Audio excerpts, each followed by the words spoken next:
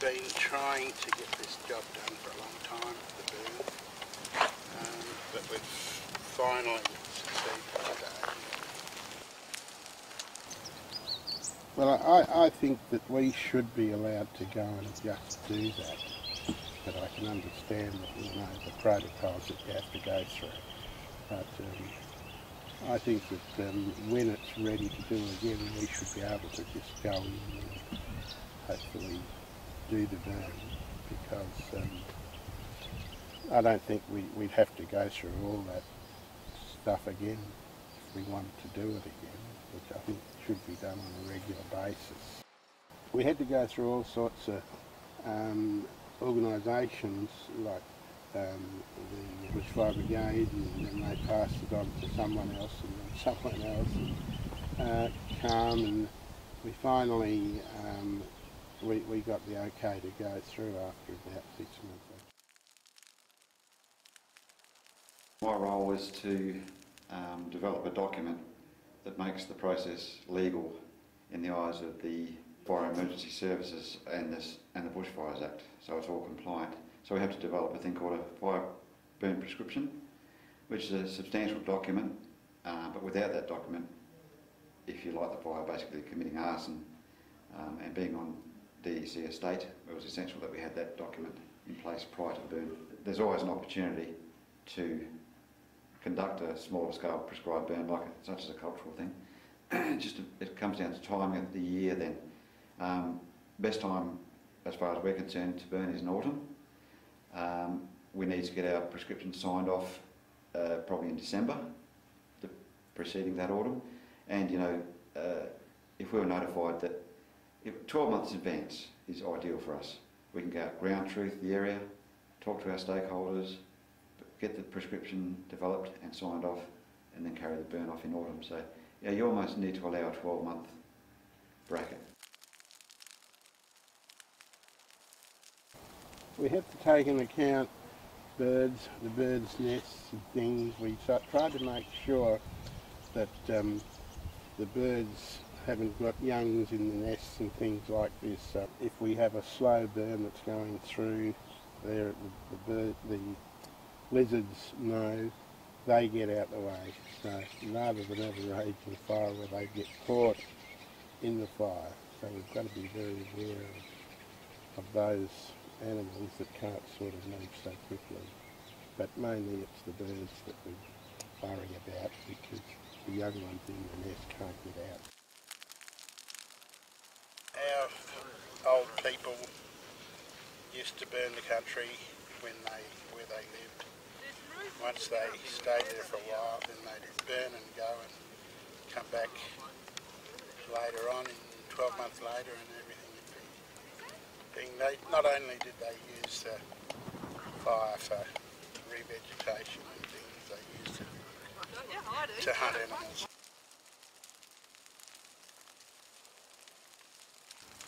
So sometimes we develop prescribed burns, and it's just a matter of course for us. We do that as part of our business.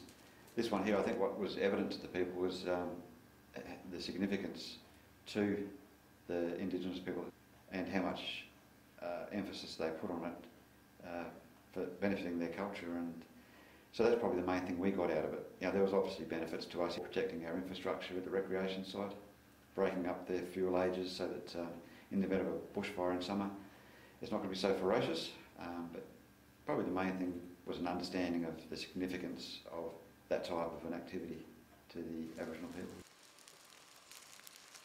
When we look through the bush and we see all sorts of foreign vegetation that's growing, that's the stuff that's killing off all the good stuff.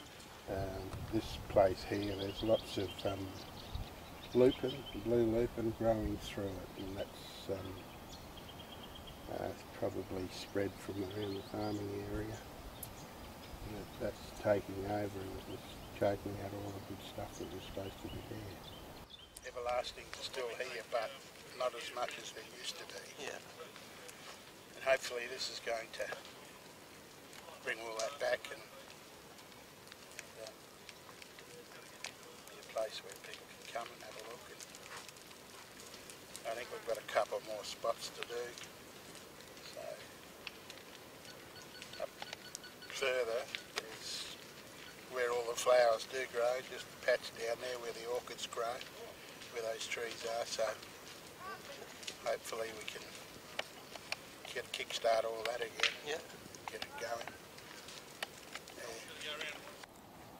Yeah. A lot of the she oaks down the bottom were starting to die off, and now that the fire's gone through, I think that'll regenerate. It'll bring up new shoots there. What we would hope is that after a couple of years, having put the burn through the area, regeneration will happen from soil-borne seed. So all the seed that's fallen over the years, stored in the ground, waiting for a fire because they are responsive to fire, that will have some regeneration of the native species that will outcompete the weeds. It will probably be good to see the proponents, so perhaps the Indigenous people around the Central Wheatbelt district, give some thought to what they would like to do over the next year or two or three. You know, it would be ideal if it's not something that needs to happen tomorrow per se, but if they were willing to sit down and work out a bit of a plan, say yes, we'd like to do a cultural burn there next year and there the year after, or a couple there, that would be ideal. And yes, we'd certainly come to the table with the planning of that year. Special place, it's a place where we come out here quite often and just sit down and do nothing. Yeah. So,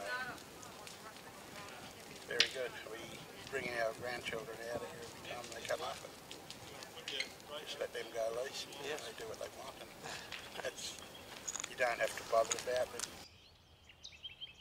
Timing of the fire burn was just right, but we didn't get the rains that we expected at the time. We've had a couple of storms come through, but not enough to